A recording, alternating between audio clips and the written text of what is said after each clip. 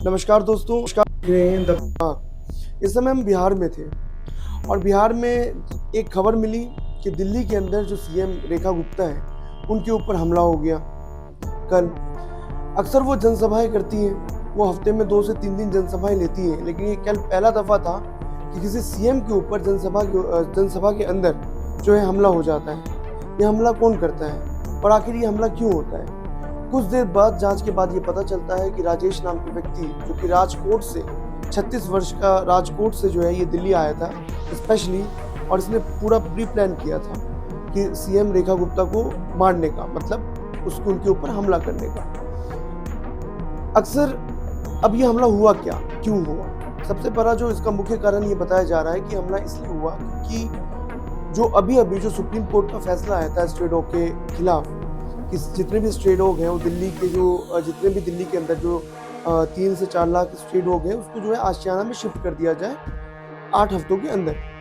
ये बहुत ही जल्दबाजी थी और कितने भी पशु प्रेमी इसको लेकर के देश के अलग अलग कोने में, चाहे कोलकाता हो, चेन्नई हो, दिल्ली हो, हर जगह प्रोटेस्ट कर रहे हैं। तो जब उसकी माँ से बात किया गया तो उसकी माँ ने बताया कि उसको कुत्तों से ज़्यादा लगाव था, पशु प्रेमी था वो, इसलिए उसने ये हरकत किया, आवेश में आकर के उसने ये हरकत किया, ये बताया गया। लेकिन सबसे बड़ी जो सवाल है यहाँ पर, सवाल के कटघरे में हमारे दिल्ली पुलिस वगैरह भी आ जाते हैं। क्यों? इसका रीज़न ये है कि जेड प्लस की सिक्योरिटी थी उनके पास, जेड प्लस की सिक्योरिटी। ये हमारे देश के अंदर जो है सबको ही पता होगा, बच्चों को पता होगा कि सिक्योरिटी जो होती है ये हाईएस्ट सिक्योरिटी होती है, हाईएस्ट लेवल की सिक्योरिटी है ये। उस सिक्योरिटी के अंदर आकर के कोई भी नेता को मार देता है, कोई भी विपक्ष को। जब भी आपको याद होगा कि दिल्ली के अंदर जब अरविंद केजरीवाल की सरकार थी और जब से पहले अरविंद केजरीवाल जो कैंपेन कर रहे थे, तो उनको एक रिक्शे वाले ने थप्पड़ मार दिया। उसके बाद भारतीय जनता पार्टी ही कहती है कि ये अरविंद केजरीवाल का प्रोपेगेंडा हो सकता है इसके अंदर, ये उनकी पब्लिसिटी है, पब्लिसिटी पाने के लिए ये ऐसा किया जा रहा है।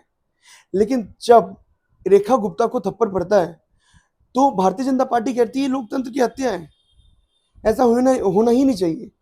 मतलब आप समझिए कि अपनी गलती ना स्वीकारते हुए कि जेड प्लस की सिक्योरिटी में इतनी बड़ी चूक कैसे हो सकती है, क्योंकि यही जेड प्लस की सिक्योरिटी बहुत सारे लोगों को मिली हुई है। यही जेड प्लस की सिक्योरिटी विपक्ष के लोगों को भी मिली हुई है। सिर्फ पक्ष की बात नहीं कर रहा मैं, और आप तो पक्ष में हैं। आप जब रहते हैं तो आपके ही एरा के अंदर पार्लियामेंट के अंदर 2 लोग घुस जाते हैं, घुस करके गैस का जो हम सब ने देखा होगा कि किस तरीके से पार्लियामेंट के अंदर भी ये चीज़ हुआ था।